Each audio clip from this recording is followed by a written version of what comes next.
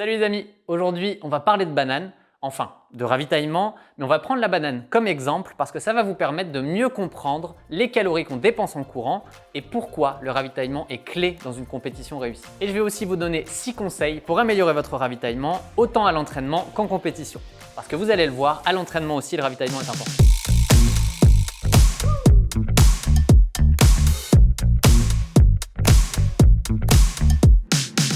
Bon, pour commencer, c'est quoi cette histoire de banane? C'est pas un délire que je me suis fait, c'est pour vous aider à mieux comprendre l'énorme quantité d'énergie qu'on a besoin pour courir. Si vous courez un marathon, c'est l'équivalent des calories de 26 bananes que vous allez brûler pour passer la ligne d'arrivée. Et même si je suis un gros mangeur de bananes, bon, je pense que j'en mange 3 à 4 par jour maximum, j'en mangerai jamais 26 et surtout pas pendant un marathon. Et même sur un 10 km, c'est plus de 6 bananes qu'il faudrait manger pour compenser l'énergie qu'on dépense.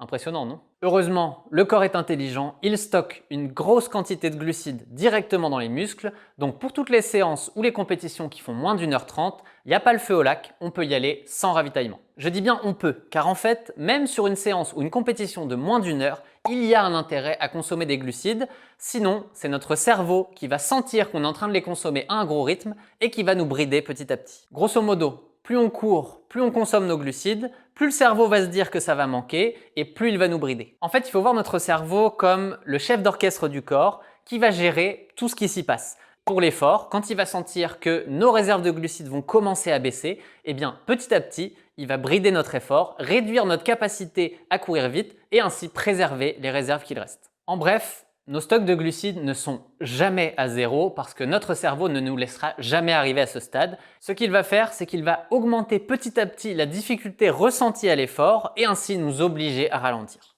Comme souvent, j'ai énormément simplifié le sujet pour qu'on reste centré sur le sujet de la vidéo, le ravitaillement. Mais si ça vous intéresse qu'on parle des filières énergétiques, de comment ça fonctionne, eh bien, j'en referai une vidéo dédiée. Abonnez-vous tout simplement à la chaîne, cliquez sur la cloche et quand elle sortira, eh bien, vous serez au courant. Bref, si on ne veut pas se prendre le mur comme on dit communément chez les coureurs, eh bien, il faut se ravitailler pour remplacer au fur et à mesure ce que l'on brûle. Et le mot essayer est vraiment important parce que quoi qu'on fasse, on ne pourra jamais remplacer toutes les calories qu'on brûle en courant. En fait, au maximum du maximum, quelqu'un qui a un système digestif robuste, très entraîné à ça, va pouvoir consommer environ 100 grammes de glucides par heure, soit 400 calories. Et si on prend l'exemple de mon dernier marathon, eh bien, à la vitesse où je courais, c'était environ 1000 calories par heure que je dépensais. Vous voyez bien la différence, c'est tout simplement impossible. En gros, le ravitaillement ne permet pas de courir à l'infini, il permet de repousser le plus loin possible le moment où on va manquer d'énergie. Et si possible, on veut le repousser après la ligne d'arrivée de notre course. Et oui, la banane, c'est un super aliment pour les sportifs et j'en consomme énormément. Par contre, quand il s'agit de ravitaillement en courant, c'est pas ce qu'il y a de plus efficace. D'abord parce qu'une banane, eh bien, ça prend énormément de place par rapport à l'énergie que ça contient. Grosso modo, en termes d'énergie, une banane, c'est l'équivalent d'un gel.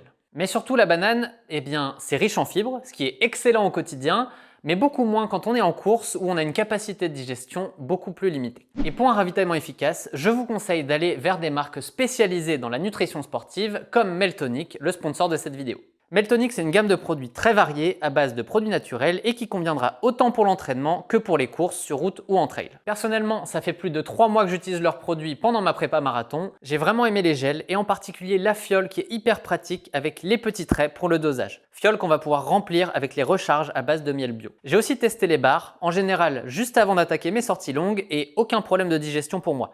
Idem pour le gâteau d'énergie qui est à consommer en déjeuner, pré-entraînement ou pré-course. Mais le produit que j'ai le plus utilisé, c'est la boisson de l'effort, car en termes de composition, c'est tout ce que je recherche avec son mélange de différents sucres qui la rend facilement assimilable, comme j'ai pu le tester sur mes sorties longues de 2 heures et plus. Personnellement, je l'ai utilisé sur une base de 60 grammes par heure. C'est un peu surdosé par rapport à ce que recommande Meltonic, mais c'est ce que je veux utiliser sur mon marathon. Et j'ai pas eu de problème de digestion, donc tout va bien. Si vous êtes intéressé à utiliser les produits Meltonic, je vous mets un code juste en dessous, il vous donnera 20% de rabais sur votre commande et une fiole gratuite en bonus. Allez, on passe à mes 6 conseils pour optimiser votre ravitaillement en course et à l'entraînement. Pour commencer, utilisez la stratégie que vous avez testée à l'entraînement. N'innovez surtout pas le jour de votre course, je le vois très souvent. On va acheter les gels la veille sur le salon du marathon et on se retrouve à avoir des problèmes digestifs au 30e parce qu'on ne les a pas testés avant.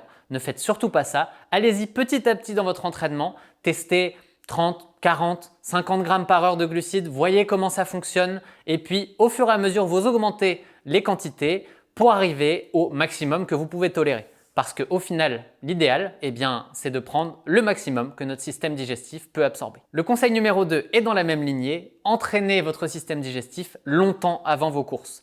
Il faut voir le système digestif comme un muscle, il s'entraîne et du coup, plus on va ingérer de ravitaillement à l'entraînement, plus on va s'y adapter et plus on va être capable de le consommer sans problème. Troisième conseil, commencez votre ravitaillement dès le début de la course et même avant. Rappelez-vous ce que je disais tout à l'heure, vous ne pouvez pas remplacer toutes les calories que vous brûlez. Donc même en commençant à vous ravitailler dès le kilomètre 1 de votre course, vos réserves vont inexorablement baisser. Si vous attendez les signes de manque pour commencer à vous ravitailler, c'est beaucoup trop tard, vous ne pourrez jamais rattraper le retard que vous avez pris et vous allez forcément vous prendre le mur à un moment ou à un autre. Personnellement, sur un marathon, le ravitaillement commence au kilomètre 1 et à chaque kilomètre du marathon, je vais boire un peu de boisson de l'effort. Et je consomme aussi des petites gorgées de boisson de l'effort pendant les 3 heures qui mènent jusqu'au départ de la course pour que mes réserves de sucre soient au maximum au moment du départ. Attention, pas trop de liquide non plus, sinon vous allez juste avoir envie d'aller aux toilettes toutes les 5 minutes avant votre course et même pendant. Conseil numéro 4, n'oubliez pas de boire pour bien assimiler votre ravitaillement. Si vous utilisez une boisson de l'effort, pas de souci, le liquide est inclus. Par contre, si vous prenez des gels, alors là, il faut absolument boire pour aider votre système digestif à bien digérer. Petite astuce sur les courses, repérez les zones de ravitaillement, prenez votre gel 500 mètres avant et ensuite, sur la zone, vous avez juste à attraper une bouteille d'eau, boire 2-3 gorgées et on est reparti jusqu'au prochain ravito. Mon conseil numéro 5, c'est de vous ravitailler même sur un 10 km ou une séance de fractionné. Je sais que sur une distance courte, ça n'est pas indispensable. Je vous ai dit tout à l'heure qu'en dessous d'une heure et demie, on avait des réserves pour y aller sans ravitaillement. Mais je vous ai aussi parlé du cerveau qui nous bride quand il sent que les réserves commencent à baisser.